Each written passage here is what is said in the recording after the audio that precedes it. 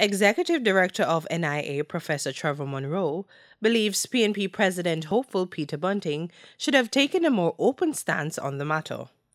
Professor Monroe says Mr. Bunting would still be within the law in doing so now, so it should not have been a problem.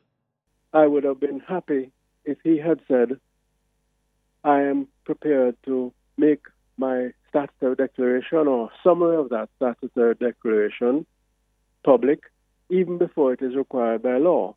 After all, Peter Bunting is expecting and hoping and campaigning to be leader of the opposition within a few months. And to that extent, if he does become leader of the opposition, he would then be required to summarize or to have a statutory declaration summary published. So why not do that now as an example of openness and transparency, which other members of Parliament may be then persuaded to follow, even before required by the law. Meanwhile, Professor Monroe highlighted that this action by Mr. Bunting would be even more progressive, bearing in mind the direction in which the law intended for things to develop.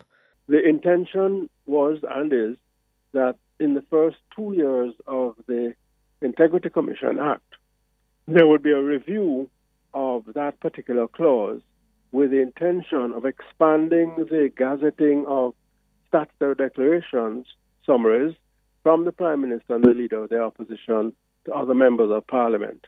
That is something that should now be done, since we are over 1 year now into the new law, and it is appropriate, especially in the light of public concerns regarding corruption, that MPs all be brought within the purview of the law requiring their summary statutory declarations.